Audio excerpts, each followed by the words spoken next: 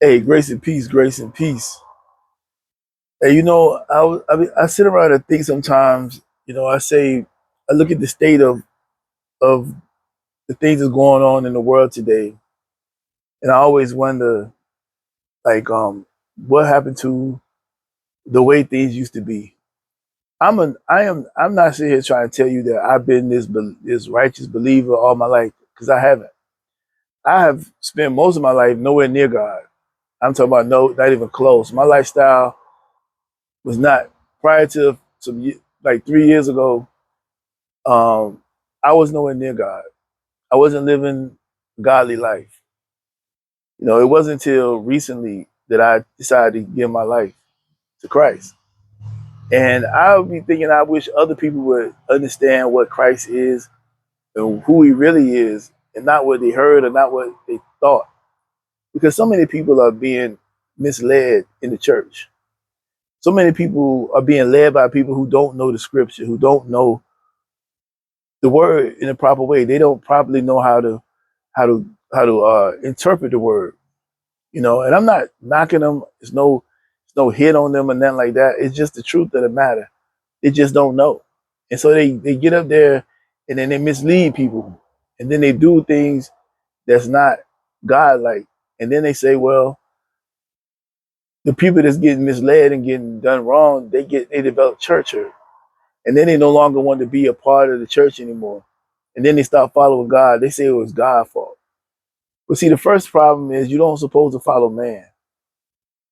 That's the thing. And a lot of people don't read the Bible. They don't know what's in the Bible. They trust in the preacher, the pastor, and the leadership of the church to give them the word. And a lot of them don't understand the word themselves.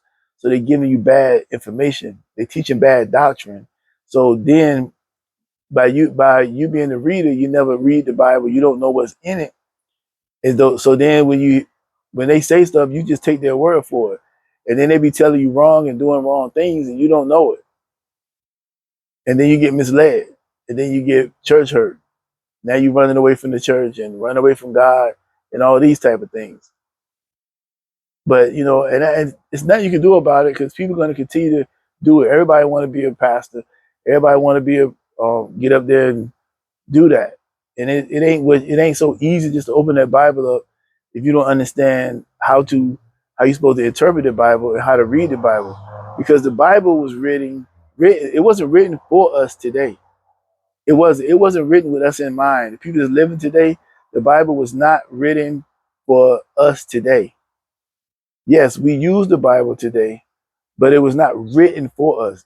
They didn't 2,000 years ago, or well, it wasn't exactly 2,000 years ago, but the Bible was written over a period of hundreds of years. And when they wrote it, they didn't think about 2026. They was talking about the problems that was going on at that time. That's what the Bible was written based upon what was going on at that time. If you look at the New Testament with Paul's letters to the churches, everywhere he wrote letters to, the people he was writing it to, was because of the problems they was dealing with then.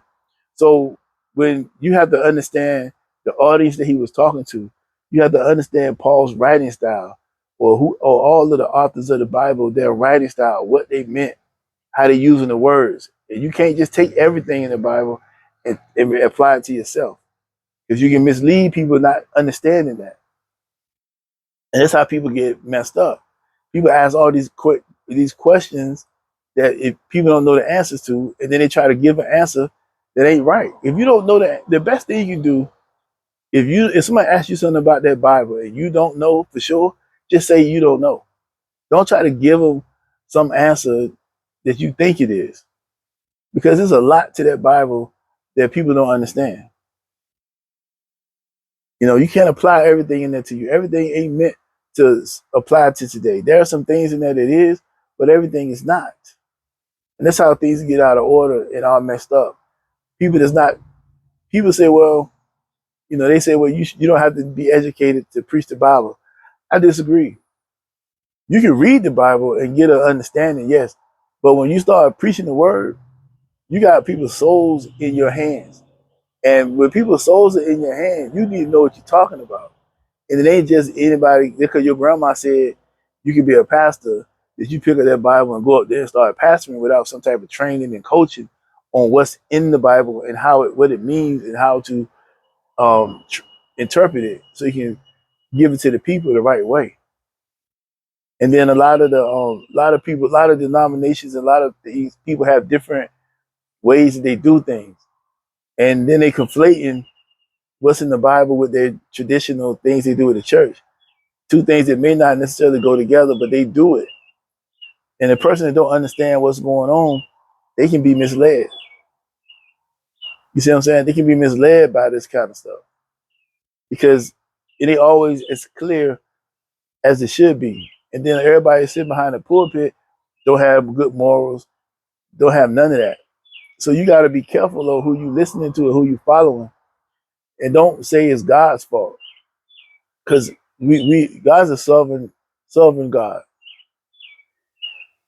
And yes, it's always an argument between do we have free will, do we not have free will? If God knew this, then He would go ahead and why He don't stop this? You know, you hear all these things that people say. Well, if God was this, why He don't just do this?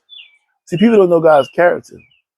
If you knew God's character, you wouldn't have to ask those questions. You wouldn't have to say, well, why didn't God do this? Because you know His character. If you know His character, you know what He does and what He don't do. You know, it's just like if you have a friend of yours that's been your friend for 20 years, if they was talking to you, even if you didn't see their face, you would know who they were because you know their voice. The same thing with God. Once you get in relationship with Him, you'll know His voice and you'll know if that's what He's saying or not saying because you have built that relationship. But if you're not in relationship with God and you just thinking you know Him because you heard of Him, you ain't gonna know if that's His word or not, if that's coming from Him or not, because you don't know His character. So somebody can tell you anything and you'll go for it. That's how all these people get to go to these churches and get taken advantage of, because most of these people that's gonna be doing wrong with the word, they know you don't read the Bible. They know you don't know no different. They know you don't understand it. They know you counting on them, and they intentionally or unintentionally, but they can mislead people real quickly. You know, I'm just saying, we got to do better with our understanding, and we need to. If society, it was a time when society used to, whether they was believers or not believers, what they would do is they respected the Christian values. Everybody did because this country was built on it. So, but it was a time when that was respected across the board, whether you was a Christian or not. You still respected the ways. Everybody kind of like still adopted them because they were good. Whether you believed in Christianity or believed in God or not, some of the ways that people were living was good, and people adopted that, whether they were Christian or not. But now that's not the case. It's totally not respected anymore, and people living in a way that's outside of the norm. That's why people doing the things they do because they don't want to abide by those ways anymore. It's not respected anymore, and it's nothing wrong with it if you really look at it. It's not hurting anyone. It's not causing anyone damage. If anything, it's going to save you a lot of pains and problems that you go through in your life. To be honest with you, you probably won't end up in situations that people who don't follow will end up in if you was a follower. You'll live your life in a different type of way. And if I knew what I know now, when I was in my 20s, I could have avoided a lot of problems. I could have done things a lot of different ways I could have handled situations way differently than I handle them now. I mean, not now, but than I handled them then because I would have had something better. And people always say, well, I don't need that. I can do it my way. Do it your way. See where your way has gotten you. See where your way will get you. It ain't. It's difficult doing it your way because your way is going to be worldly.